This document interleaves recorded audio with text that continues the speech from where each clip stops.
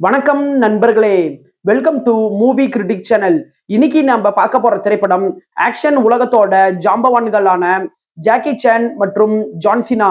இவங்க ரெண்டு பேருமே இணைஞ்சு நடிச்சு 2023ல வெளிவந்த ஹிட் அண்ட் ஸ்ட்ரைக் படத்தோட ரிவ்யூ பத்தி தான் இன்னைக்கு நம்ம தெரிஞ்சுக்க போறோம்.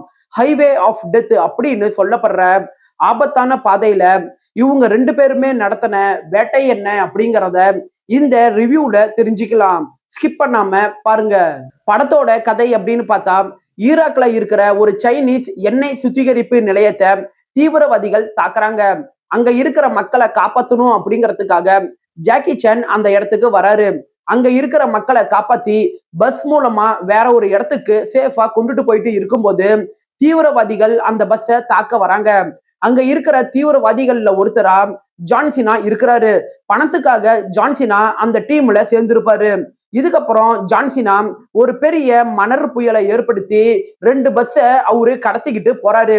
இந்த விஷயம் தெரிஞ்சதுக்கு அப்புறம் ஜான்சினாவை தேடிக்கிட்டு ஜாக்கி சான் வராரு. தான் கடத்திக்கிட்டு வந்தது சாதாரண மக்கள் அப்படின்னு தெரிஞ்சதுக்கு அப்புறம் ஜான்சினா ஜாக்கி சான் கூட சேர்ந்துடுறாரு. இதுக்கப்புறம் அந்த தீவிரவாதிகளோட தலைவரை இவங்க ரெண்டு பேருமே சேர்ந்து எப்படி எதுக்குறாங்க அப்படின்னு சொல்றதுதான் படத்தோட மீதி கதையே. படத்தோட பாசிட்டிவ்னு பாத்தீங்கன்னா, படத்துல ஜாக்கி சான் மற்றும் ஜான்சினா இவங்க ரெண்டு பேத்துக்கும் இடையில வர அந்த காமெடி கலந்த பார்ட்னர்ஷிப் படத்தோட மிகப்பெரிய பிளஸ்ஸாவே இருக்குது. படத்துல ஜாக்கி சானோட ஆக்ஷன் சிக்னேச்சர் ஆகட்டும், ஜான்சினாவோட பவர்ஃபுல் ஸ்டண்ட் ஆகட்டும், இதெல்லாம் சூப்பராகவே இருக்குது. படத்துல வர ஸ்டண்ட் காட்சிகள் பிரமாதமா இருக்குது. குறிப்பா சொல்லணும்னா, ஜெட்டு இன்ஜினை வச்சு ட்ரக்கை சேஸ் பண்ணுவாங்க. அந்த காட்சிகளாகட்டும், மணறு புயலை ஏற்படுத்துற காட்சிகளாகட்டும், இதெல்லாம் படத்துல சூப்பராகவே இருக்குது. இந்த படம் 1 மணி நேரம் 40 நிமிஷம் ரன் ஆகக்கூடிய படம். குயிக்கா உங்களால பார்த்து முடிக்க முடியும். வழக்கமா ஜாக்கி சான் படங்கள்ல எப்படி ஆக்ஷன் மற்றும் காமெடிக்கு முக்கியத்துவம் கொடுப்பாங்களோ, அதே மாதிரி இந்த படத்துலயும் காமெடிக்கு முக்கியத்துவம் கொடுத்துருக்காங்க. படத்துல ஜாக்கி சான் மற்றும் ஜான்சினா இவங்க ரெண்டு பேருமே சண்டை போட்டுக்கிட்டு இருக்கும்போது நடுவுல வர சின்ன சின்ன காமெடி காட்சிகள் படத்துக்கு நல்லாவே கை கொடுத்துருக்குது. படத்தோட திரைக்கதை பெரிய அளவுல இல்லைனாலும் ஒரு கமர்ஷியல் ஆக்ஷன் படத்துக்கு தேவையான பரபரப்பு மற்றும் வேகம் இந்த படத்துல இருக்கு.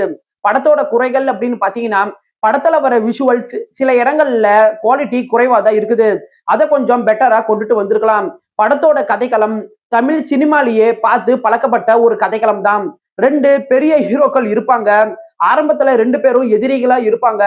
அதுக்கப்புறம் உண்மை தெரிஞ்சதுக்கு அப்புறம் வில்லனை இவங்க 2 பேரும் சேர்ந்து எதிர்ப்பாங்க அப்படின்னு தமிழ் சினிமாலேயே நாம பார்த்து பழக்கப்பட்ட ஒரு கதைக்களம் தான் இந்த படத்தோட கதைக்களம். அடுத்து என்ன நடக்க போகுது அப்படிங்கிறத நம்மளால யூகிக்க முடியும்.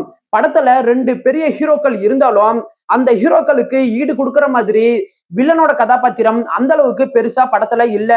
ஓவராலா இந்த படம் உங்க டைமுக்கு ஒருத்தான ஒரு டீசென்டான படம் தான் இந்த படம்.